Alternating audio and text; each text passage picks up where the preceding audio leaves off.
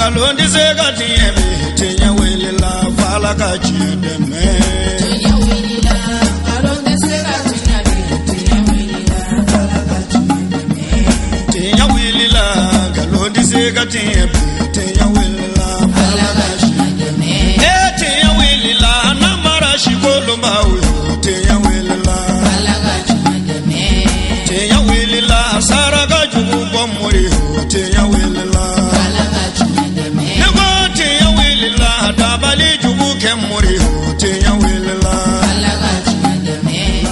بسم الله وبه نستعين والصلاة والسلام على سيدنا ومولانا وطب قلوبنا أبي القاسم محمد وعلى آل بيته الطيبين الطاهرين ومن والاهم بإحسان إلى يوم الدين. أمبا المشرف لتيفي لجبو أمبوفو نسلامك فولين. السلام عليكم ورحمة الله تعالى وبركاته. حكدو دين بلا جليي إباني بغوكا ka den don kalana ka dine ɲɛfɔ a ye ka dine ɲɛ yira a la o ye den bɛɛ ka hakɛ ye a bangebagaw kan walasa ka bangebagaw dɛmɛ o hakɛ timɛ cogo ɲuman na kalanyɔrɔ dayɛlɛlen bɛ an fɛ Bamakɔ dugu kɔnɔ Kalabankɔrɔ ni o ye madrasatul kitabi was sunna laada don ni kalanyɔrɔ in bolo san o san kalo 9 baaraw kɔfɛ ni walanw bɛ bila u ka kalanden somɔgɔw wele ka diinɛ ɲɛmɔgɔw wele ka taa denw ye baara minnu kɛ kalo 9 kɔnɔna la k'o yira den masaw la ka sɔrɔ ka denw segin u ma kalifa kɔfɛ o baara in de timɛna Kalabankɔrɔ kalo tɛmɛnen na a kɛnɛ kɔnɔ maa caman tun bɛ kɛnɛ kan kalandenw kalanden somɔgɔw ani maa welelen wɛrɛw baara ninnu yɛrɛ daminɛra ni denmisɛnninw yɛrɛ ka walandaw ye u ye min dɔ kalan san kɔnɔ ka segin o dɔ kan k'o yira u bangebagaw la o kɔfɛ an karamɔgɔ Mulayi Hadi Kureshi n'ale ye alimami ye Kalabankɔrɔ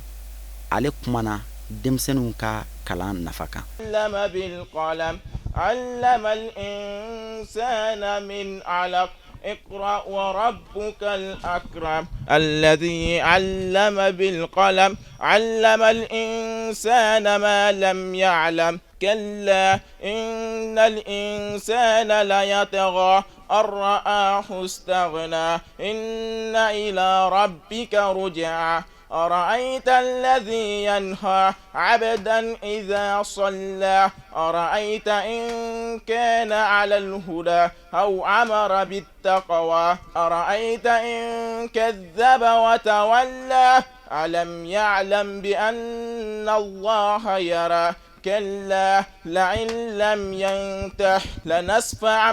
بالناصية ناصية كاذبة خاطعة فليدع ناضية سندع الزبانية كلا لا تطعه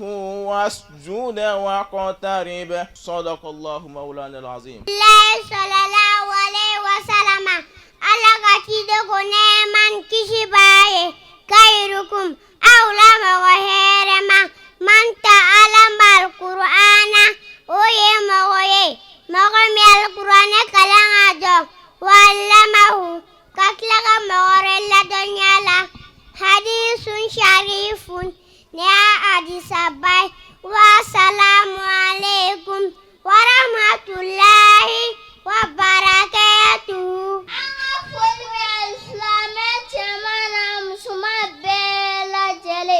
قال رسول الله صلى الله عليه وسلم على كثير من كسباي المؤمن مؤمن للمؤمن أنا مؤمن يغنش كالبنيان أبكم جلفين يشد بعده بعدا دوبه دوغليا حديث شريف ne الصباي والسلام عليكم ورحمة الله وبركاته. السلام عليكم يا جماعة المسلمين والمسلمات أنا فول بإسلام شمنا مسوما بلاجل. السلام عليكم Aisha. Walaikum salam. Bamman so Aisha. Nina ni no fianga ta kola. kuma ne ma Lazarus sume Lazarus na meta. Aisha ne msejita towe. Kuma yete na sejita ra. Ebe sejita to na sejita tata. Ema wolo kansra sejita la. Ibe de do wolo bikala. Dat na ne kala.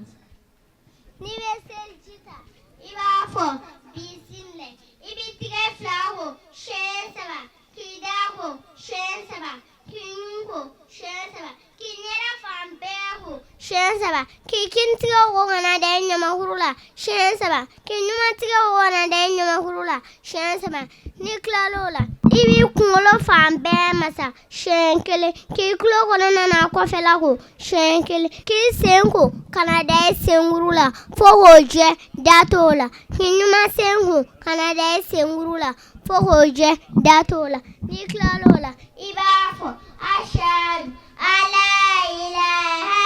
illallahu wahdahu la sharika lahu wa ashhadu anna muhammadan abduhu wa rasuluhu. Balmam sok mainte ganya folina ena wo filibari. Wassalamu alaikum wa rahmatullahi wa barakatuhu.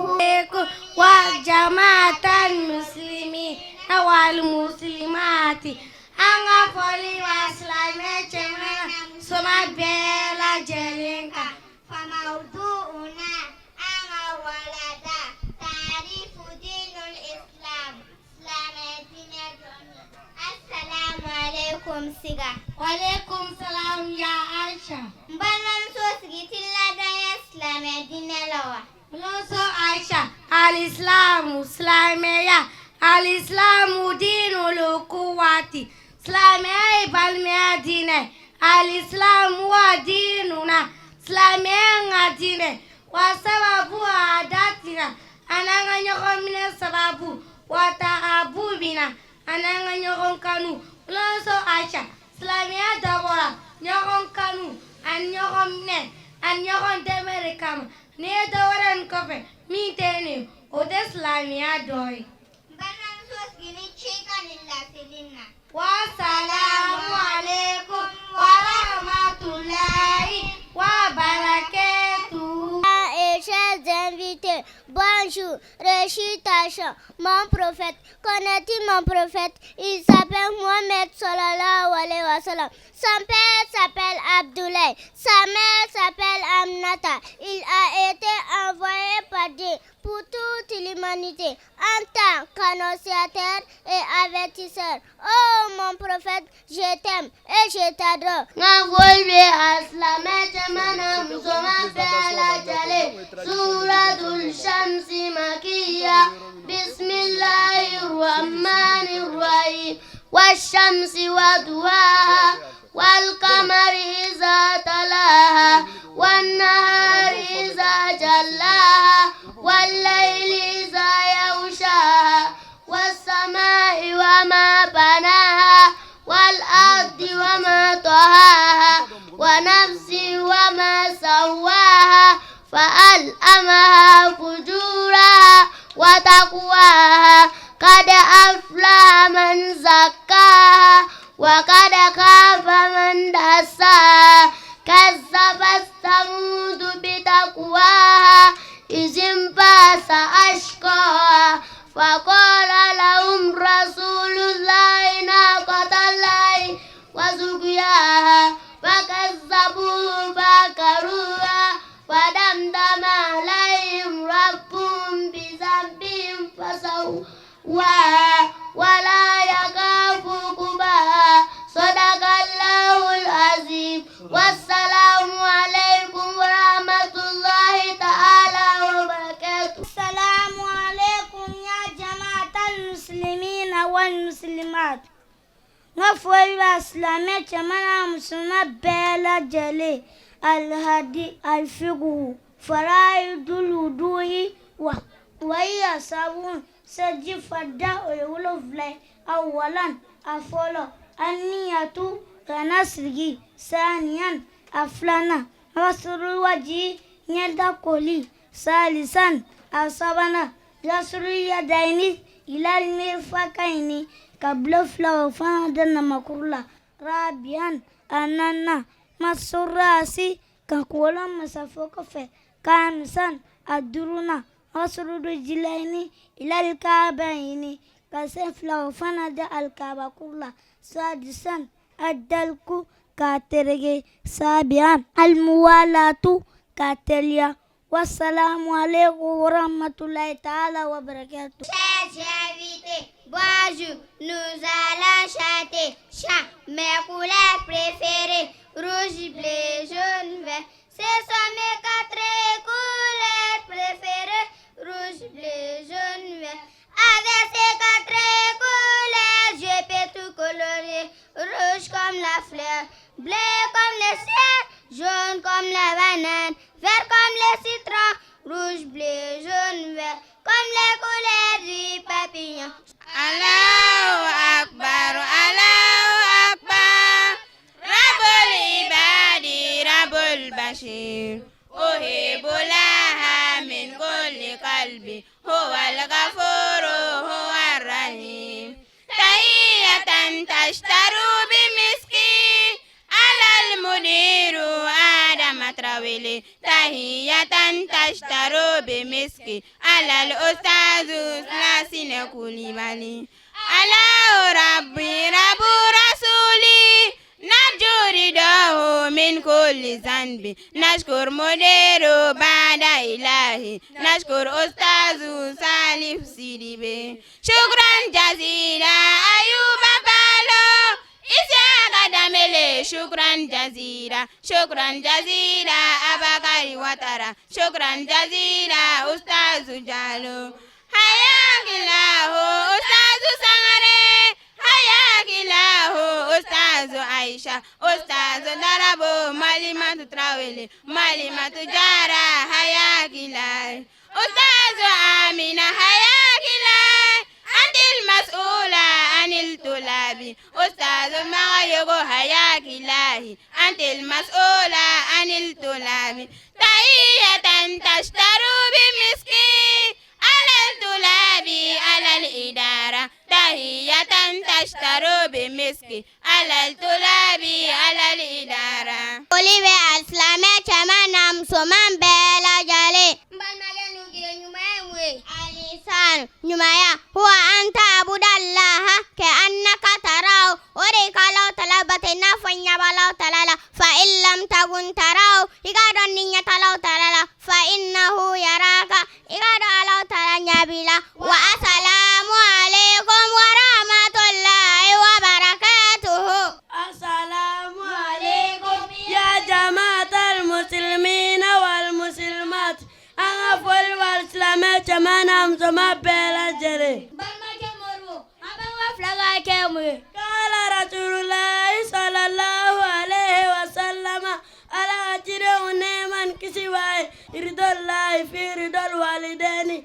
ala jamu balma flaga jena wasutu fi suti ma ala funu balma flaga fununa hadisun soyun nar sakanma wa assalamu alaikum wa rahmatullahi wa barakatuh. Alaikum ya jamaatal muslimina wal muslimati. Anga foli be islame chemana musuma bela jene. Bal mamsu Fatmata selji sharti joli. Shurutul wudu'i arbatun selji sharti oenani. Wahia oluflen awalan afala النية ومحلها القلب غنيا سلي دسكنا ثانيا أفلنا أن يكون بالماء الطهور أكاكجسا ماء ثالثا أسبنا إزالة ما يمنع وصول الماء إلى الأذن نقولا فمبالك جسلا فانسوما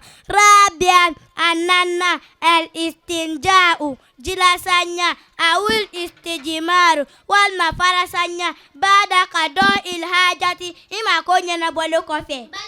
Fatmata nek de selji sharti don asisanado in cengani ngali jabila wa assalamu alaikum wa rahmatullahi wa barakatuh anga foli be al-islamic chamana mutuma bela jele ban mam so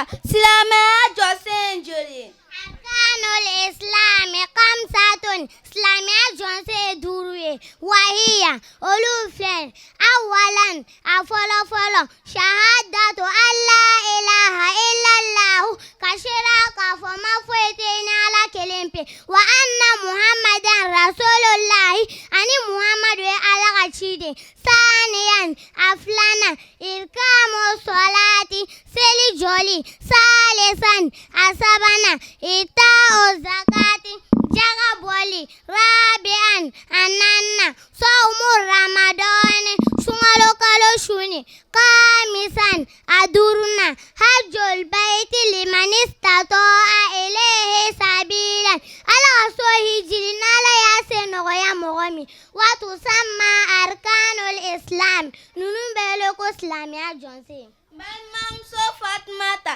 ne tun tɛ silamɛya jɔsen dɔn wa san y'a dɔn n cɛ n ka ɲininka jaabi la. wa salamu alaikum wa rahmatulahi wa barakatuhu. n'a fɔ ma éducation formelle kunu informel de tun bɛ madrasa nizamiya wa ghairi nizamiya yɔrɔ métier tɛ yen fɔlɔ métier tɛ yen ka tɛmɛ métier le métier le plus noble ça c'est l'enseignement min na sharif hali n'o y'a sɔrɔ bi olu de kelen bɛ bolo kɔfɛmɔgɔw ye n'u bɔra muso nɔfɛ kara u yɛrɛ ka nasɔngɔ ni denw ka dunan si problème parce que mansɔn bɛ ka so jɔ cogoya min na dɛ karamɔgɔ fana bɛ hadamaden hakili jɔ ten de ni hadamaden de ɲana diɲɛ bɛ ɲa dugu bɛ ɲa n'a tiɲɛna fanga fɛn bɛɛ lajɛlen o tuma o jɔbagaw u bɛ baara min na baara ɲɛ ka misɛn timinandiya kɔnɔna na sɔrɔ ten donc mun de ye taribiya ye bi tile ka faamuya la fɔlɔ ko i'dadul fardi liyakuna muwatinan salihan aw i'dadul fardi liyusbiha mufakkiran préparer un individu pour qu'il soit un bon citoyen. Donc o ye jumɛn ye ka hadamaden labɛn mun ko sɔn a bɛ se ka kɛ jamana kɔnɔden ɲuman ye o de la État ta ye éducation mais ça c'est formel éducation formelle madrasa nizamiya u ka biti objectif ye min ye den a kana se ka jamana in ta a k'u bɛna jamana ta o de y'a to an bɛɛ b'an denw don a la n'u ma kɛ ministre ye o ka kɛ directeur ye o ka kɛ économiste ye o ka kɛ avocat ye o ka kɛ nin ye donc jigiya kelen in de don a bɛ don ni nin ŋaniya ye c'est noble don a ka ɲi ou bien pour a ka se ka hakili jagabɔ a ka se miiri la muso fana fɛnba de ɲɛnamaya la hali kuranɛ b'o de ɲɛna fɛ liqawmin yatafakkarun liqawmin yaqilun o fana ye kuranɛ ka laɲini c'est une bonne chose mais kunu gɛri nizamiya la n y'a fi olu tun tɛ l'enseignement ni taribiya bɔ ɲɔgɔn n'o ye taalim wa taribiya l'enseignement et l'éducation olu tun fɛ yen o de y'a to an ka bulon kɔnɔ karamɔgɔ olu tun b'olu ko muadib o de kɛra moribo ye muadib k'i jugundiya muadib a bɛ moribo tɔgɔ fɛn fɛn la an fɛ a tɔgɔ a fɛn de bamanankan tɛ quoi muadibu de kɔrɔ a taadib min bɛ mɔgɔ jugundiya o de y'a to busan tun bɛ karamɔgɔ bɛɛ bolo o de y'a to kunu kalandenw an fa ninnu bɛɛ ɲana depuis busan bilana tiɲɛni na an filila kalandenw ma donc o la n bɛ min f'i ɲɛna o de y'a to bulon kɔnɔ kalan ale bɛ mɔgɔ kalan mun na fɔlɔ kana o de kɛra modernisera ka na kɛ madrasa fo ka na kɛ franco arabe ye sisan maaya adamadenya bɛ yen mɔgɔya bɛ yen mais maaya nin ye kumaba de ye dɛ nin walima yɔrɔ tɛ yan ka adamadenya tin don i la ka maa gasi sigi k'a dɔn ko maa ye maa ye n'a y'a sen dereke k'a dɔn k'a y'a sen dereke a ka yafa ɲini fɛ k'a da gosi k'a ɲɛ gosi a ka s'a kɛ cogoya bɛɛ lajɛlen la donc nin de tun b'an fɛ yan fɔlɔ donc a nana bɔ bulon kɔnɔ kalan na madrasa fana nana o y'i kun don a kɔrɔ ka bulon kɔnɔ kalan ta fara ta kan an tor'o la sisan a nana kɛ franco arabe c'était une bonne chose i y'a ye minnu tɛmɛna sa denmisɛnnin na a yɛrɛ ɲɛ bɛɛ b'a la parce que an bɛɛ bɛ siran mun ye effectivement an bɛ diɲɛ min na bi an kana ɲɔgɔn nɛgɛn an bɛ ɲɔgɔn bɛ diɲɛ min na bi arabukan ka ɲi dɛ an faw ka waati la kun ka ɲi o waati la mais bi n'i ma tubabukan fara kan i bɛ kɛ fɛn wɛrɛ dɛ kuranɛ durusi fɛn bɛɛ kɛ i yɛrɛ bɛ kamana bila kan quoi parce que i buru kelen don quoi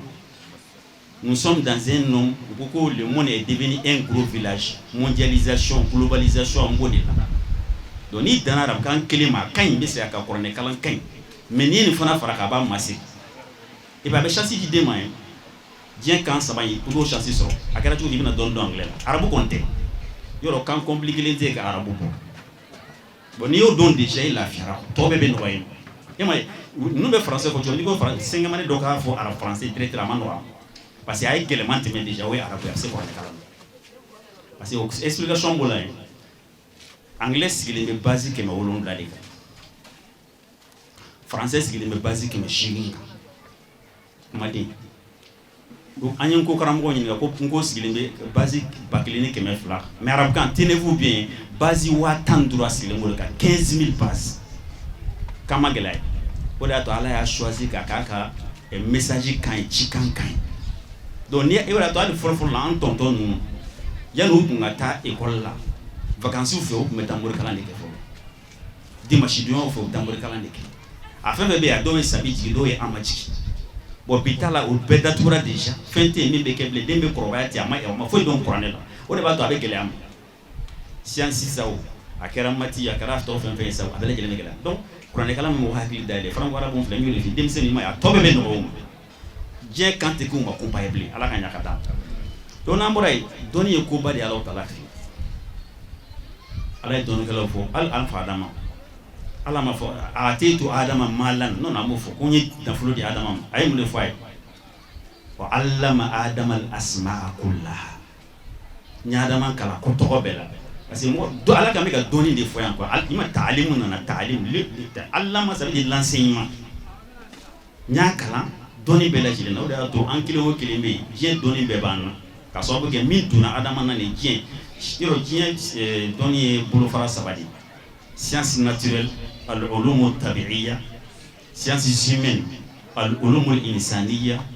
science exacte al-ulum bahata j'ai branché une sabay avec faculté beta j'ai kono une branché sabay avec un école mathématicien littéraire ingénieur ni français sabay avec wonde woni bebe ko na kono de doni chance fana na dumo kan kalo kanyana mala do avenir pas de ben densen nous mena chance sur un moment sur mais on fait chance de sur en formation sur technologie on demain internet tu on demain on besoin de recherche que nous de new plan anga wati na ko fana ba wandande chestri mun tumbula kodon mun tumbula alanye sra mun tumbula norom tumbula new plan du wanda were kitabu plan c'est ka no plan ni c'est na ngo sans bidou sans bichi da so an ka du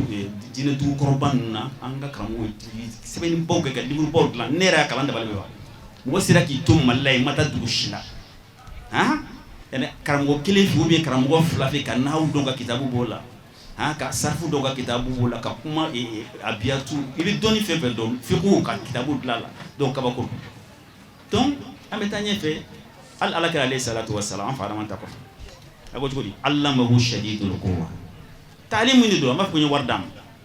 doni parce que muni la doni ngala lay parce que halala donc haramu do go so don de onna ki kisi jana mama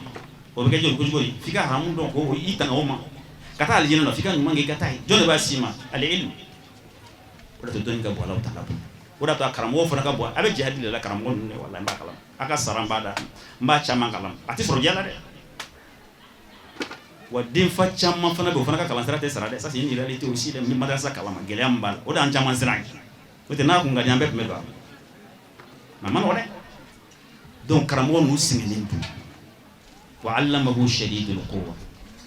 yoro ala fleni o da to ay kan na mbela jile ite de ne madio e mani mo ma so i to tilani milliard bedijiem Dieu beti ma quoi ni denti bulo ikanyana ma ka avec kuna ibulo donc man nema de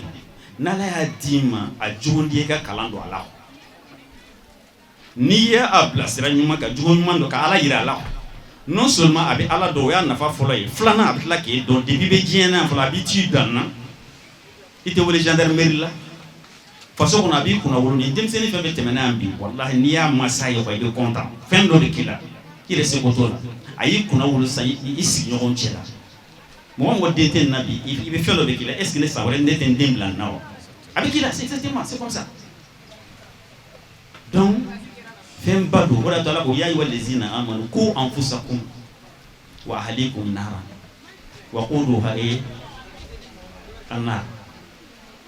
عليها ملائكة غلاظ شداد لا يعصون ما أمر ويفعلون ما يؤمرون. Donc kuya ne ko aw mo ko li ma ya ittaqu naran ayo ira ko tasma la de tasma jume godo wa alaikum ana ko dimba ya mi atasma ye a doye hana madini fahe ko meleke girimo ndi baye no mu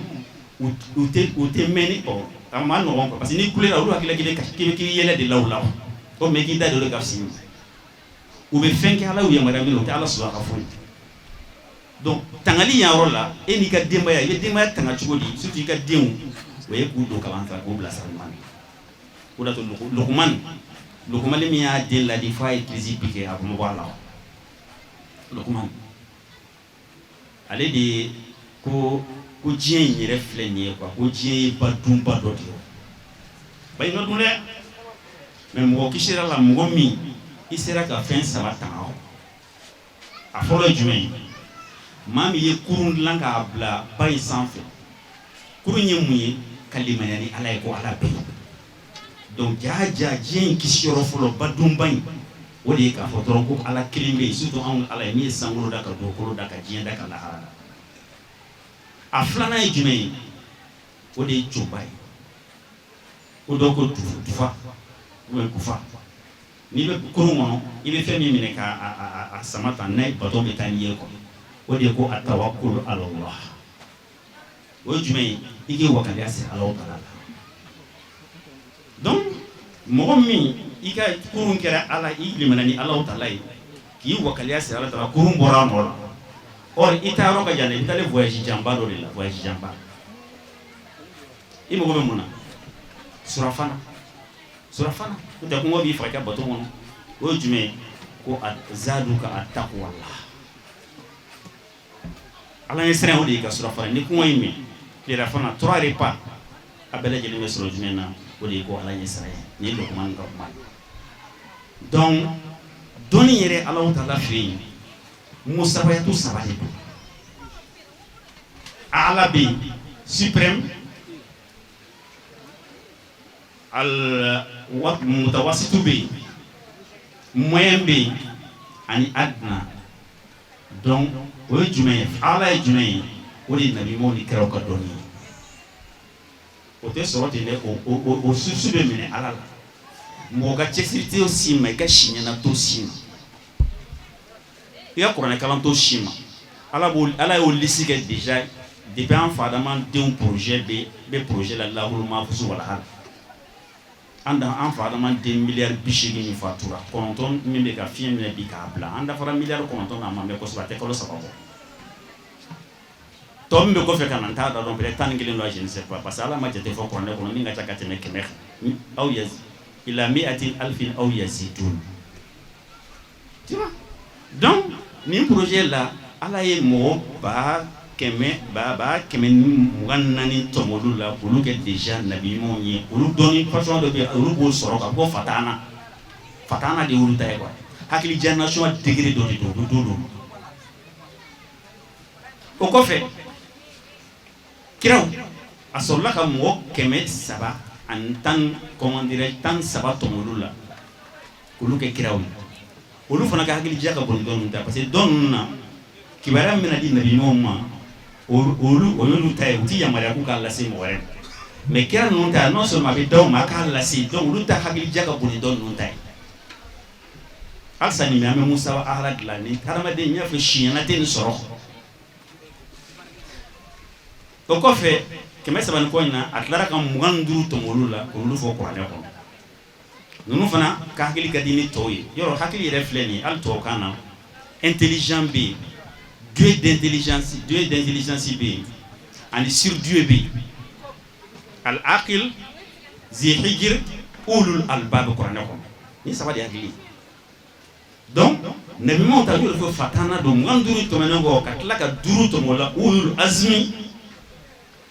katla ka point dulu masih sakala ka point chanu lu beta ma udah ta aku qur'an ni plak ayam galasa wa allamahu shadidul quwwa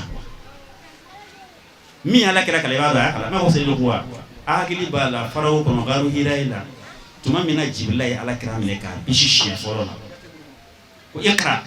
ko ma ana bi qari parce que y'a sɔrɔ anw ka hakili funteni o b'a la o énergie kun b'a la fɔlɔ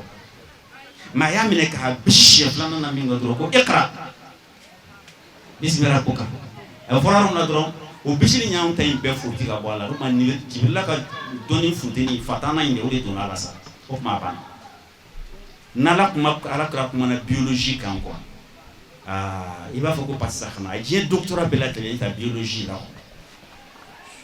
n'a kumana science naturelle kan tabiya Allah Ta'ala n'a kumana kulu kan n'a kumana san kan quoi géographiquement sana shamsiya sana qamariya l'année solaire l'année lunaire Allah Ta'ala jabbar yoro numérologie ta Alakira kun do comme kabakoti aka fɛn bɛɛ rewi la numérologie jatew il n'a pas par exemple bismillahir rahmanir rahim harfu tan kɔnɔntɔn ya duwawu fɔlɔ min bɛ fatiha kɔnɔ ou bien dialogue fɔlɔ yɛrɛ fɔlɔ iyyaka na'budu wa iyyaka nasta'in harfu tan kɔnɔntɔn par exemple ihdina sirata duwawu fɔlɔ min b'a kɔnɔ harfu tan kɔnɔntɔn par exemple jahanama gardien par exemple harfu tan kɔnɔntɔn par exemple ok donc an bɛ tile ala yan quoi al kuranɛ suratu al-kalimat ar-rahman a nana kuranɛ kɔnɔ siɲɛ 114 n'i y'a tila wɔɔrɔ cɛ a bɛ 19 de ma Ar-Rahman nana 57 n'i y'a tila saba cɛ a bɛ 19 donc an bɛ si ala yan donc a bɛ fɔ nin ma ko numérologie mais pourquoi 19 parce que ni kelen fara 9 a bɛ kɛ 10 ye ni o tuma 0 b'an bɔ ala ye kelen ye c'est ça ala bɛ k'a kɛ numéro a bɛ fɔ nin ma ko numérologie alif lam mim a bɛ bɛn 71 ma donc o y'aw damana kumaw ye donc ne ma b'a fɛ ka min f'i ye numérologie Alakira fana kun b'a bon an ka taa musaba filanan na Alakira ta banna musaba filanan jumɛn an filɛ o de kɛnɛ yani classe kɔnɔ i bɛ se ka dɔnni min sɔrɔ marifa la connaissance karamɔgɔ b'i bolo o b'i kalan la nin ye filanan ye ni cɛsiri bɛ nin sɔrɔ kalan bɛ nin sɔrɔ duwawu bɛ nin sɔrɔ siɲɛna bɛ nin sɔrɔ bon an denmisɛnninw bɛ ka kalan de la bi i jija i den ka y'a la an bɛna jɔ yan yɔrɔ la ka duwawu kɛ Ala bɛ vraiment content de kɛnɛ kan min fɔra Ala k'aw nafalan bɔ a la Ala k'an sigi ɲɔgɔnna caman kɛnɛ kan ɲɛnamaya baga kelen kelen bɛɛ lajɛlen ma k'u n'u cɛ u ka baaraw la i n'a fɔ kumalasela y'a lase aw ma cogo min na Kalabankoro madrasaw directeur ka tɔn ayiwa u farala ɲɔgɔn kan kɛ ne bila ka na u ka folikan lase an jɛɲɔgɔnkɛ an'an balimakɛ Adam Traoré mundiru madrasa alkitabu wa sunna ko an mɛnna ɲɔgɔn fɛ directeuriya baaraw la association fana de b'an bolo Kalabankoro yan an ye baara caman kɛ ɲɔgɔn fɛ o association in a réunion bɛ kɛ an fɛ kalo o kalo dimanche fɔlɔ Kalabankorokaw bɛ a la yan tiɲɛbani b'a la kabala b'a la ganaw ninnu bɛɛ lajɛlen b'a la ayiwa fɔ ka taa se ayiwa senuyanfan ninnu fɛ ka taa se Tabakoro Sirakɔrɔ Nɛgɛntale nin bɛɛ lajɛlen de farala ɲɔgɔn kan kɛ association sigi directeurw tɔgɔ la an jɛɲɔgɔnkɛ an balimakɛ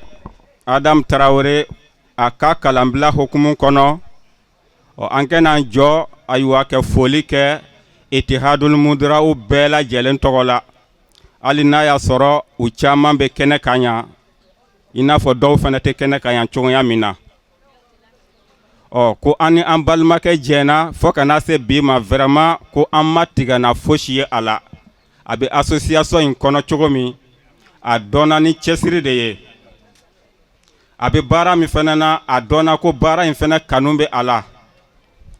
wa an y'a dɔn ni sabali fana ye ayiwa baara in kɔnɔ an y'a dɔn ni sabali fana ye baara in kɔnɔ ko kana o foli kɛ a la munna an bɛ jate minɛ cogo di association in kɔnɔ a bɛ place min na place in ka bon kosɛbɛ kosɛbɛ mɔgɔ caman tɛ se ka ziiri ni sabali t'i la association kɔnɔ ni réunion sigira mɔgɔ dɔw bɛ yen ni olu ma ye réunion kɛnɛ kan i b'a ye mɔgɔw bɛ ɲɔgɔn ɲɛda lajɛ bi ɲɔgɔnye in a bɛna kɛ cogo di sabu ko dɔw adresselen don mɔgɔ dɔw la n'olu ma ye a wajibi ye ɲɔgɔn ɲɛda lajɛ o place ba ninnu ale bɛ o dɔw kɔnɔna na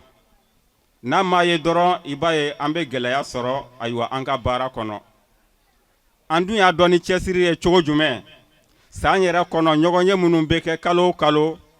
k'a fɔ ko a ka kalo bila kɛ ca ɲɔgɔnye la vraiment ne yɛrɛ hakili tɛ o la ɲinɛ n'i y'a kɛlen kɛ ɲɔgɔnye o ɲɔgɔnye bila vraiment bɛɛ b'a dɔn k'a fɔ ko nin ye darula gɛlɛn de ye nin bɛ a bila kun bɔ n'o tɛ a tɛ to kɔ a tɛ taa retard la a tɛ to kɔ ayiwa a tɛ absence kɛ an ye a dɔn ni o ye directeur fana ye an bila a ka kalanbila hukumu kɔnɔ an kɛna foli kɛ ka duwawu don jama bɛɛ lajɛlen ye yarabi an bɛ kalanyɔrɔ minnu kunna an bɛ ala deli ala ka barika don kalanyɔrɔ ninnu na ala ka barika don kalanyɔrɔ ninnu na ala ka kalanyɔrɔ ninnu ala k'o yiriwa ala ka sankɔrɔta di an ma an bɛ ala deli an sigira hɛrɛ la ala ka sigi ala ka kuncɛ hɛrɛ la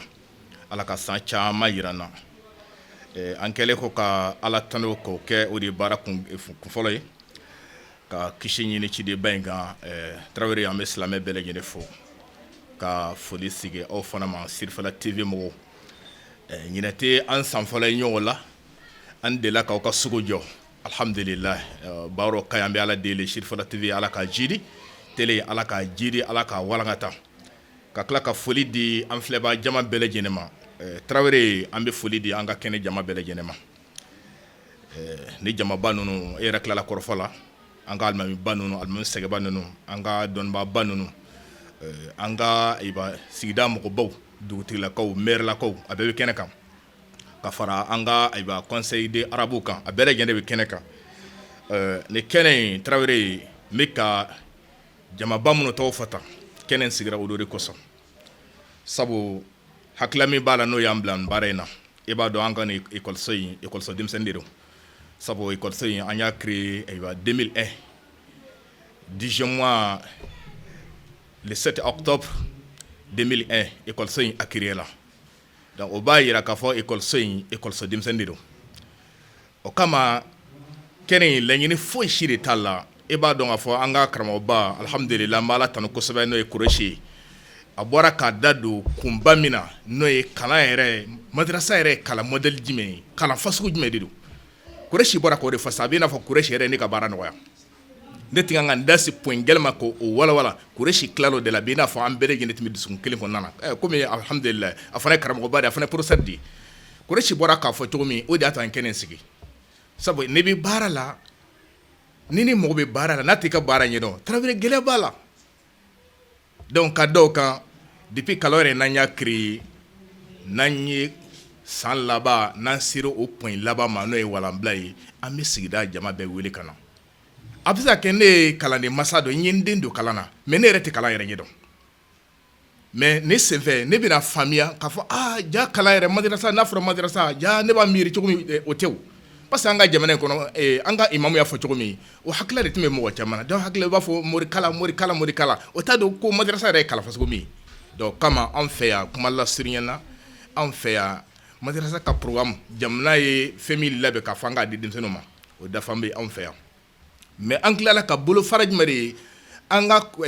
imam bɔra ka min fɔ sisan n'o ye professeur Mulayi Hadi Kureshi a bɔra ka min fɔ sisan o de ye fɔ an ka bi tile la denmisɛnninw ka changer de fɔ ka se ka français dɔn o kama ala barika la e yɛrɛ ɲɛ b'a la denmisɛnninw bɔra ka français kalan depuis primaire donc o kama jamana yɛrɛ bɛ programme min di an ma k'a fɔ an ka o français di denmisɛnninw ma an ye o ɲɔgɔnna caman de fara a kan mugu sɔn denmisɛnninw n'i bɔra anw fɛ yan dɛfura ni kalan wɛrɛ in na alikitabo sunna n'i bɔra dɛfura yan nɔ n'a ye ja e si ekɔliso la direct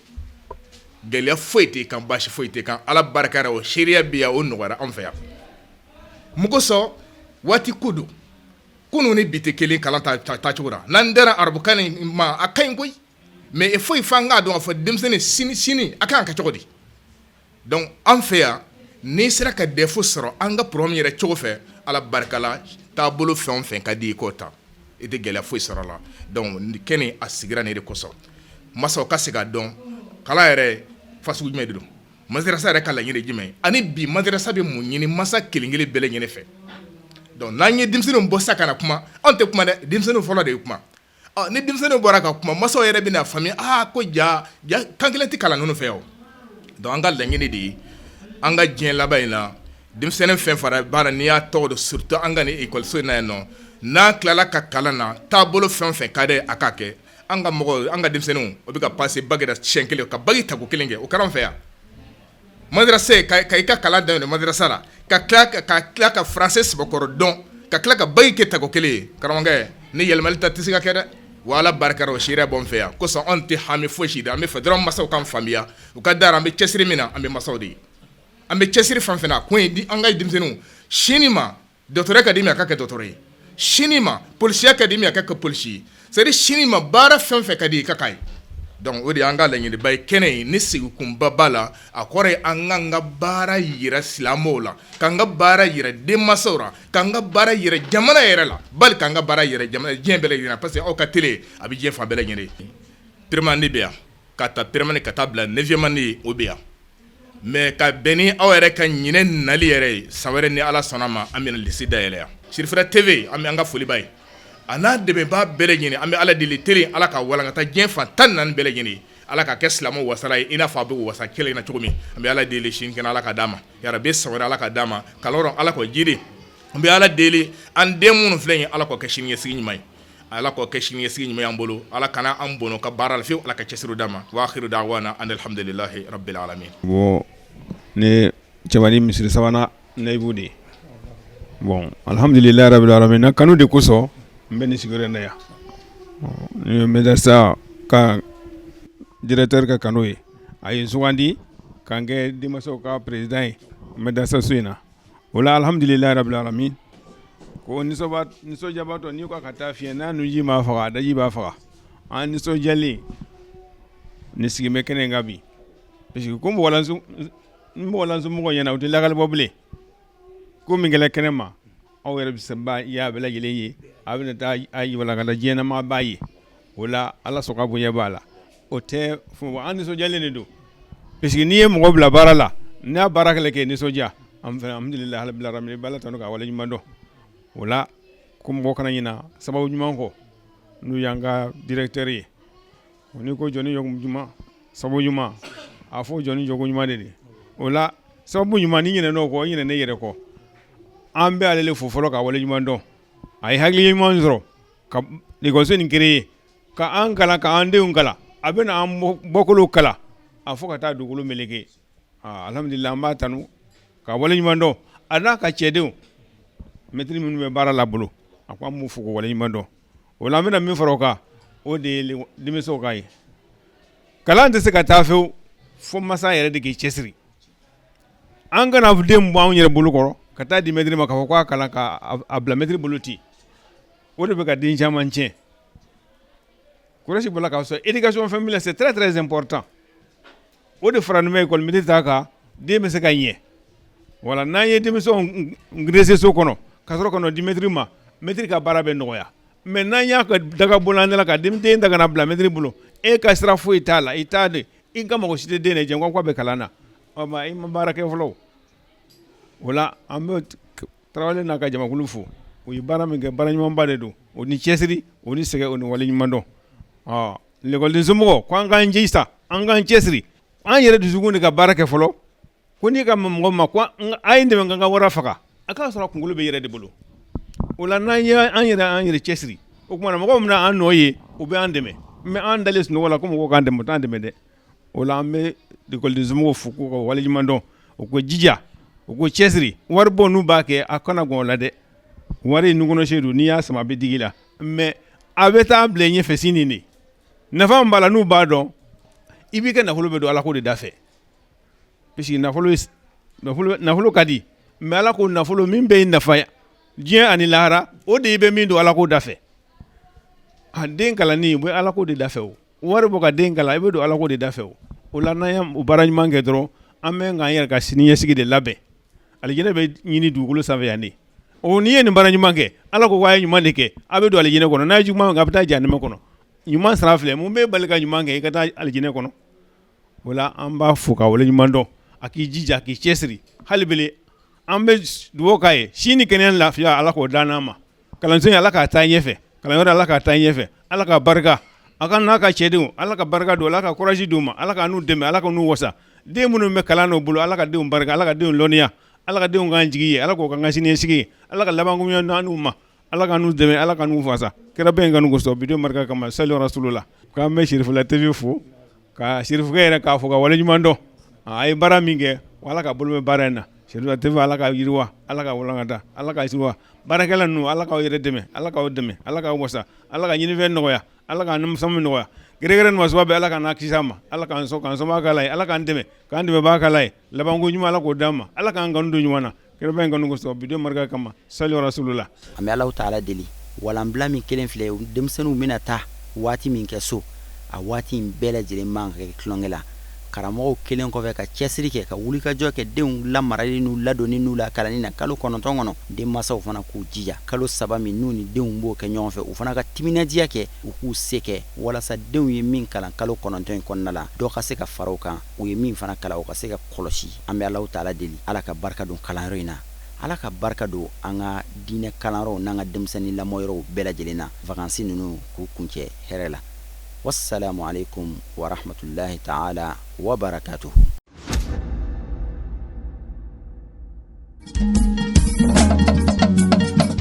Tinya wilila hangalondi sega tieme tinya wilila fala ka chideme tinya wilila hangalondi sega tinya wilila fala ka chideme tinya wilila hangalondi sega tieme tinya wilila fala ka chideme tinya wilila namara shikolomba uyo tinya wilila